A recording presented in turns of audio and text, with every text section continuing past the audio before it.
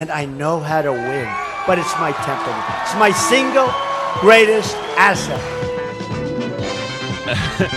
That is the theme song to Dallas, and that's where we find our next guest, Jim Ryan, who is reading the hard copy of the Dallas Morning News. The first time, Jim Ryan, since World War II, that the Dallas Morning News has endorsed a Democrat. Is that true?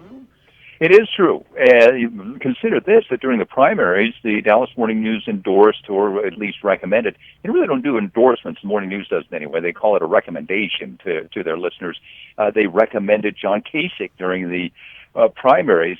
So yesterday, there was a bit of a surprise, I think, when the Morning News came out and said that it would not be recommending Donald Trump as the next president, but this morning then came out flatly and said that it was backing Hillary Clinton, but doing so in sort of a lackluster way. It talks a lot about through the editorial that's running this morning about problems that the paper has had with some of the decisions that she's made. But in the end, it says that it has to endorse Clinton over Donald Trump because of what it says are major problems that it has with him. Yeah, the reading from the Dallas Morning News of this morning, talking about her, they say those are real shortcomings, but they pale in comparison to the litany of evils some opponents accuse her of. Her being cleared of crimes by investigation after investigation have no effect on these political hyenas. They refuse to see anything but conspiracies and cover-ups. They also said yesterday that Donald Trump is not qualified to serve as president and does not deserve your vote. What's the reaction been in Dallas when they open up their nice conservative newspaper and read that they are endorsing a Democrat? Well, I think it's surprise. You know, this is sort of a sea change for this newspaper, and is it a change in the ideology of the Dallas Morning News? I'm not so sure that that's the case, but they've looked at these two campaigns. They see some major problems, and I think they sort of hold their nose and go ahead and recommend Hillary Clinton. Other quotes from the editorial this morning accuse Trump of improvisational insults, midnight tweets exhibiting a dangerous lack of judgment and impulse control on his part. Yeah. How much does a newspaper's recommendation actually sway somebody's vote?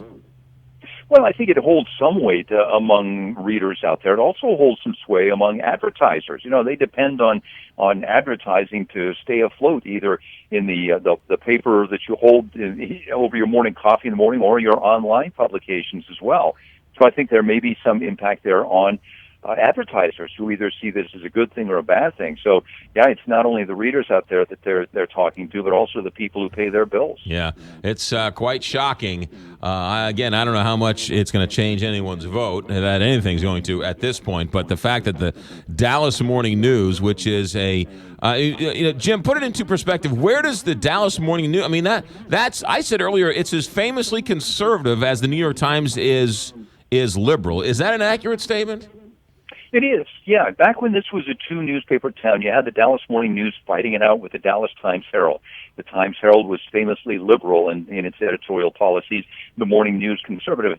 And even though the Times-Herald went out about 20 years ago, hard to believe that, but the Morning News had sort of kept this conservative stance on most issues, and I think had been known across the region, even more so than the Houston Chronicle or other papers around the region, as sort of a conservative bellwether. So this is surprising, I think, for the candidates and I think for their campaigns. Jim Ryan, ABC News in Dallas with the story. Jim, thanks for checking in. Thanks, McGraw. You got Dallas Morning News editorial board writes in this morning's newspaper, there is only one serious candidate on the presidential ballot in November. We recommend Hillary Clinton. We don't come by this decision easily. This newspaper has not recommended a Democrat for the nation's highest office since before World War II. If you're counting, that's more than 75 years and nearly 20 elections. The party's over-reliance on governance and regulation to remedy the country's ills is at odds with our belief in private sector ingenuity and innovation.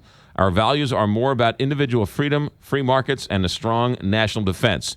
It goes on to say, we have been critical of Hillary's handling of certain issues in the past, but unlike Donald Trump, Hillary Clinton has experience in actual governance, a record of service, and a willingness to delve into real policy.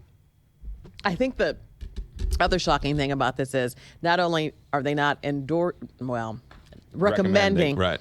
that they came right out and said, we are recommending Hillary. No, you're absolutely right. Yesterday they said we're not recommending Donald Trump, and it was like, okay, well, who should we vote for? Right? Who would you vote for? And today they come out and say they recommend Hillary Clinton, which is